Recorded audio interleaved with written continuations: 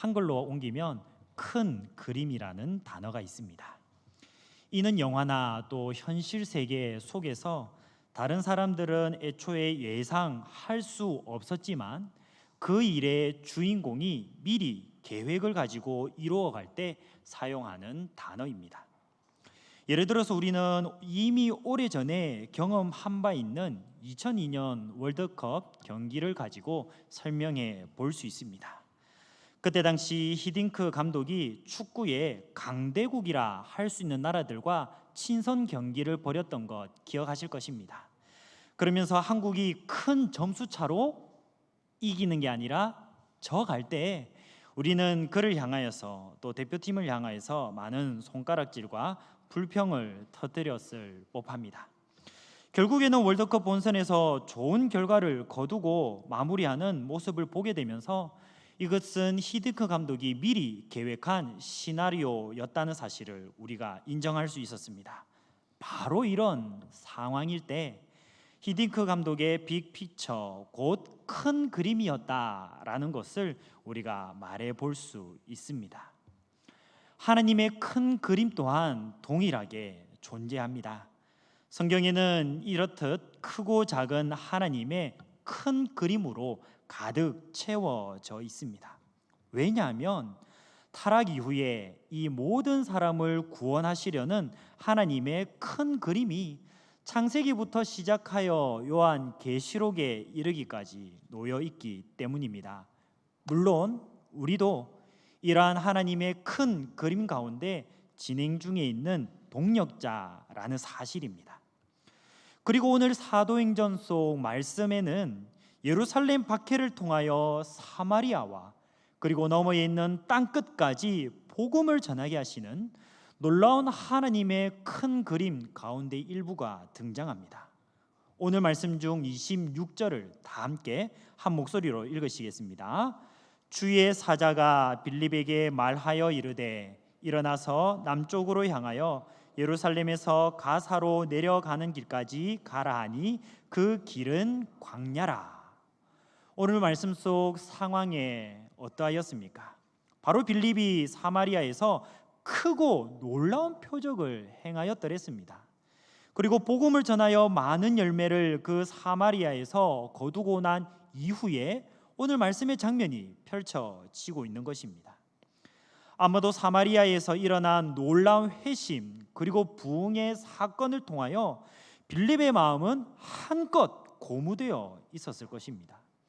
특히 사도도 아닌 자신의 사역 가운데에서 성령 하나님의 일하심은 너무나 놀라웠을 것이죠.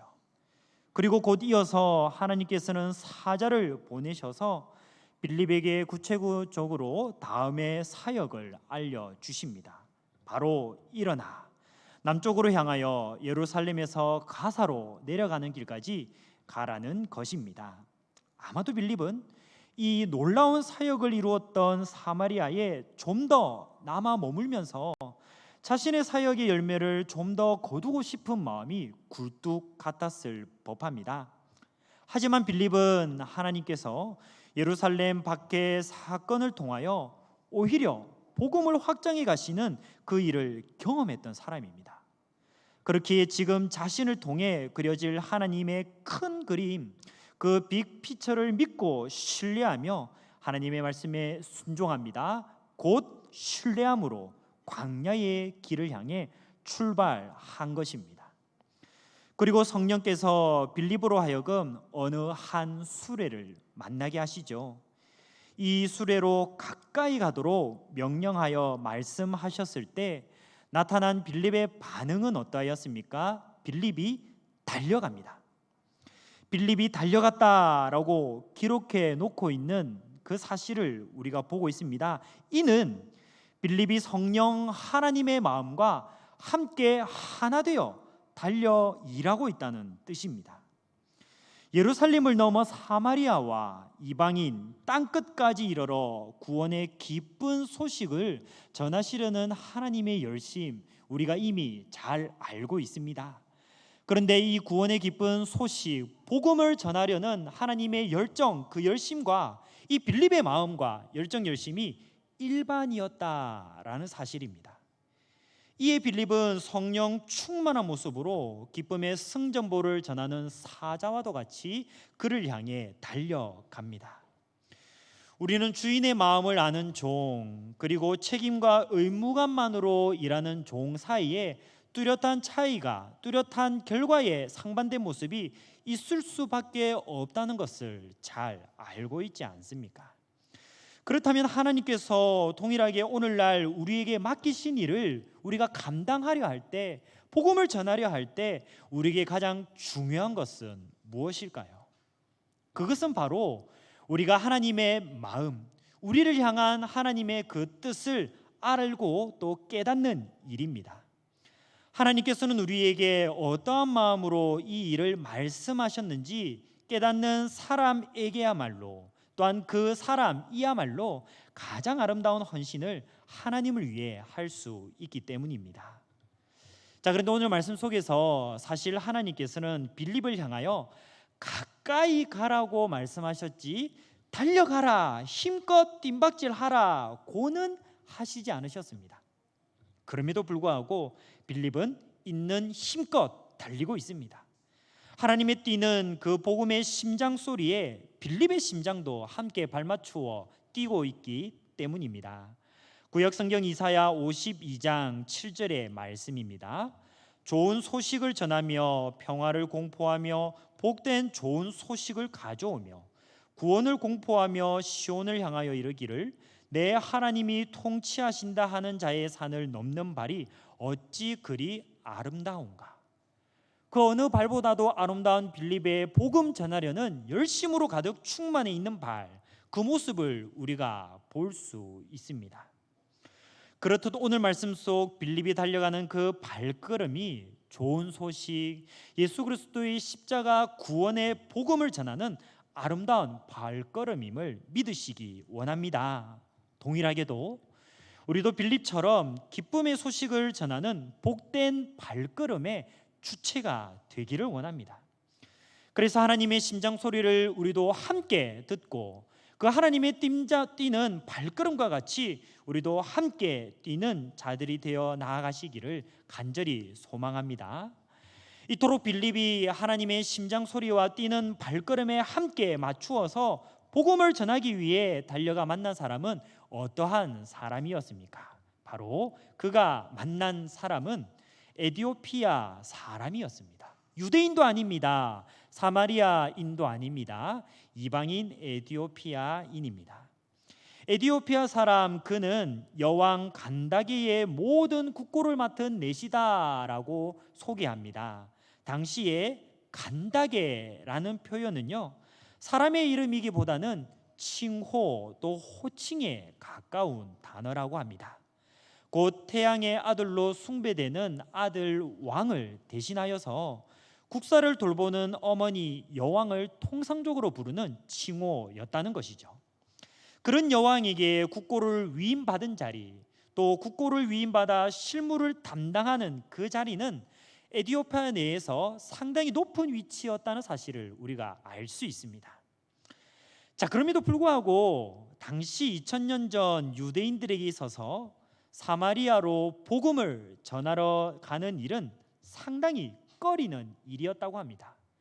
유대인이 아니었기 때문입니다. 유대인 말고는 모든 사람은 하나님의 백성이 될 수 없다라는 선입견이 있었기 때문입니다.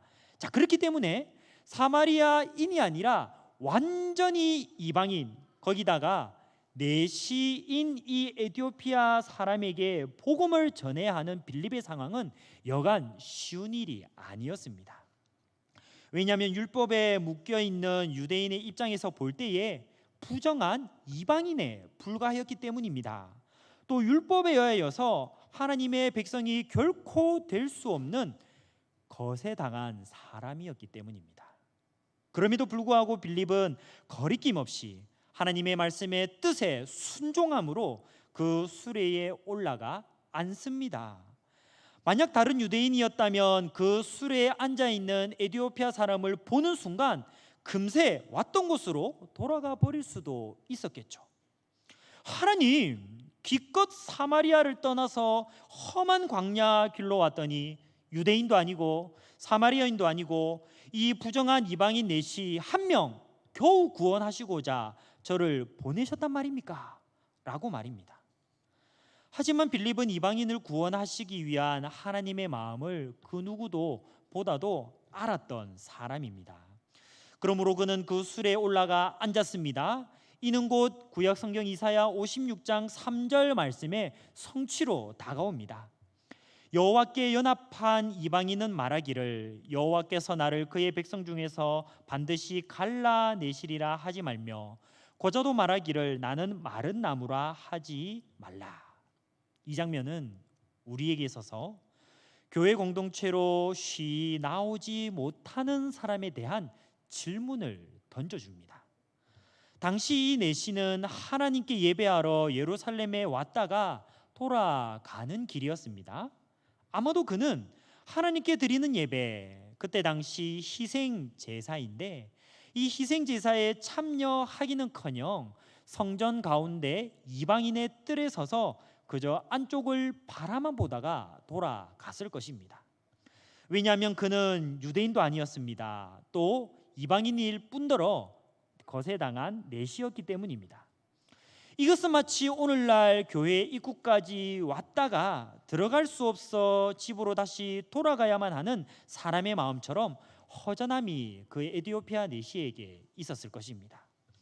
그런데 그의 마음을 하나님께서 아시고 복음을 전하며 또한 함께 나아갈 수 있도록 빌립을 보내주셨다는 사실입니다.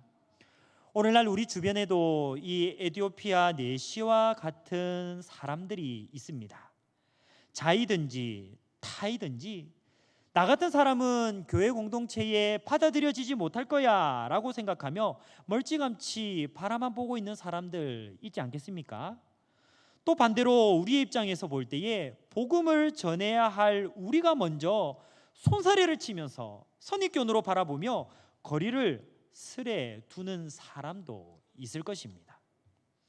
이 사람들에게 오늘 우리가 말씀 속 빌립처럼 다가가야 하지 않겠습니까? 빌립처럼 하나님의 마음을 함께 품고 달려갈 수 있어야 하지 않겠습니까? 달려가 함께 앉아 그의 이야기를 듣고 예수 그리스도에 대한 복음을 전할 수 있어야 하지 않겠습니까? 마치 예수님께서 삭개오를 찾아가셨던 것처럼 오늘날 우리가 그분을 닮아 그리해야 한다는 사실입니다. 하나님께서는 오늘 말씀 속 장면과 같이 빌립을 통하여 직접 에티오피아 내시를 향해 찾아가셨습니다. 예수님께서 의인과 건강한 자를 위해 찾아오시지 않으시고 죄인과 병든 자를 구원하시기 위해 오셨다는 사실을 그에게 알게 하기 위해서입니다. 우리도 내 마음의 기준으로 판단하여서 복음을 제한하지 말아야 하겠습니다. 하나님께서 만나게 하시는 그 사람에게 하나님께서 복음을 전하도록 주시는 그 상황과 그 기회를 잘 손용하여서 하나님 나라의 복음을 전하는 우리 모두가 되시기를 간절히 소망합니다. 하나님께서 빌립으로 하여금 만나게 하신 에티오피아 내시는 수레 위에서 당시 무엇을 하고 있었을까요? 이 수레에 타고 있던 에티오피아 내시는 구약 성경 이사야의 말씀을 묵상하고 있었습니다. 아마도 당시의 성경 사정을 우리가 두루 살펴보았을 때 구약 성경이 헬라어로 번역된 70인역이었을 가능성이 농후합니다. 그래서 이방인이었던 이 내시도 구약 성경을 읽을 수 있었던 것입니다. 하지만 성경이 문자적으로 읽어진다고 하여서 그 내용까지 깊숙하게 깨달을 수 있었던 것은 아닙니다. 오늘 말씀 중 30절, 31절을 다 함께 한 목소리로 읽으시겠습니다. 빌립이 달려가서 선지자 이사야의 글 읽는 것을 듣고 말하되 읽는 것을 깨닫느냐 대답하되 지도에 주는 사람이 없으니 어찌 깨달을 수 있느냐 하고 빌립을 청하여 수레에 올라 같이 앉으라 하니라. 당시 이 내시는 이 땅에 고난받는 종의 모습으로 오신 분 예수님에 대해 예언한 말씀을 읽고 있었습니다. 집중하여서 그 흔들리는 수레 가운데에서 읽고 있었을 것입니다. 하지만 그 고난에 대한 예언의 말씀이 이사야 선지자에 대한 것인지 아니면 그 다른 누군가를 향한 예언의 말씀인지를 알 수 없었습니다. 알 수 없어서 답답해하며 가슴을 칠 뿐이었다라는 겁니다. 자, 그래서 빌립은 이 상황을 전해 듣고 그 내시를 향하여서 말씀으로부터 예수 그리스도를 명확하고 분명하게 전하기 시작합니다. 그래서 빌립은 이 성경의 모든 길이 예수 그리스도로 향한다라는 것을 가르쳐 줍니다. 왜냐하면 하나님께서 우리에게 성경을 주신 목적은 바로 예수 그리스도를 믿고 구원에 이르도록 하시기 위함이기 때문입니다. 하나님께서는 이 내시에게 이사야 성경의 말씀을 읽게 하시고 그 말씀을 통하여 궁금증, 성경 말씀에 대한 목마름을 가지게 하셨습니다. 그리고 내시 자신이 품은 이 궁금증에 대한 답을 알도록 하기 위하여 전도자 빌립을 보내셨다라는 사실입니다. 오늘 말씀 중 35절, 36절입니다. 빌립이 입을 열어 이 글에서 시작하여 예수를 가르쳐 복음을 전하니 길 가다가 물 있는 곳에 이르러 그 내시가 말하되 보라 물이 있으니 내가 세례를 받음에 무슨 거리낌이 있느냐. 이 장면은 마치 껍질을 깨고 나오는 병아리를 도와서 그 부리로 그 껍질을 함께 깨주는 어미닭의 모습과도 같습니다. 이 병아리가 그 껍질을 깨고 나올 수 있도록 도와주는 어미닭의 모습을 한자로 표현하여서 줄탁동기라고 합니다. 곧 줄탁동기와도 같은 전도자의 모습을 오늘 말씀을 통하여 우리가 바라보고 있는 것입니다. 그리고 내시는 빌립이 전하여 준 이 예수 그리스도에 대한 복음을 믿고 자신의 신앙을 고백하며 세례 받는 일에까지 나아가게 됩니다. 이것이 또한 증거가 되어서 근처에 있는 물에서 세례를 받고자 하는 마음에 거리낌이 없다, 적극성을 가지는 모습에까지 나아가고 있는 것입니다. 오늘 말씀 속 이 장면은 예수 그리스도의 영이신 성령 하나님의 사역이 각 사람을 통하여 어떻게 이루어지는지를 대표적으로 보여주고 있습니다. 곧 예수 그리스도의 승천 이후에 그 구원의 역사, 복음의 전파의 역사를 어떻게 이어가시는지 오늘날 우리에게도 이것을 보여주고 계시다는 사실입니다. 마치 예수님께서 이 땅 위에 계실 때 밤중에 찾아온 니고데모를 만나 거듭남에 대하여 설명해 주셨던 것처럼 말입니다.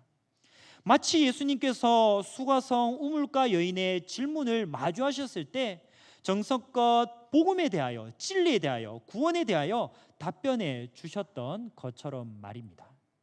동일하게 예수 그리스도의 영이신 성령 하나님께서는 진리를 찾아 헤매며 성경 말씀에 대한 목마름을 가지고 있는 한 영혼에게 친절한 하나님의 복음을 만나게 하실 줄 믿으시기 바랍니다. 친절한 하나님의 사람, 복음 전파자를 만나게 하실 줄 믿으시기 바랍니다. 그 복음의 전파자, 그 하나님의 진리를 속 시원하게 이야기해 줄 수 있고 삶으로 보여줄 수 있는 우리 모두가 되시기를 원합니다. 진리의 영이신 성령 하나님께서 예수 그리스도의 십자가의 복음을 우리로 하여금 능히 전하게 하실 것입니다. 이렇게 세례를 받은 에티오피아 내시는 구원의 기쁨으로 충만하여 자기의 고국으로 돌아갈 수 있었습니다. 그리고 빌립은 계속하여 성령님께서 강권적으로 이끌어 가시는 일에 어떤 반응을 보입니까? 자신을 맡겨 그대로 순종합니다. 곧 해안가도로, 성경 배경대학을 들으신 분들은 잘 아시는데 국제도로인 해변길이 있습니다. 군사, 정치적인 목적으로 사용된 도로인데 이 평평한 해변길에 위치한 많은 도시들이 있을 것입니다. 그 아소도의 여러 성에 복음을 전하도록 인도에 주시기까지 이 사람 빌립과 함께 성령 하나님께서 동행하셨다는 사실입니다. 최종적으로는 가이사랴에 머물며 정착하게 인도하십니다. 이 가이사랴라고 하는 것은 당시에 복음 전파에 있어서나 또 세상의 사람들에게 있어서나 매우 전략적인 장소입니다. 왜냐하면 사마리아, 유대, 이두메가 속해 있는 유대 속주의 일부분을 맡은 로마 총독의 평상시 관저가 있는 곳이 바로 이 가이사랴이기 때문입니다. 그런데 오늘 말씀 중 39절을 보시면 그를 다시 보지 못하니라 라는 표현이 등장합니다. 이것은 빌립과 에디오피아 내시가 복음을 전하고 서로 믿은 그 사건 이후로 다시 만나지 못했다는 사실을 여실히 드러내고 있습니다.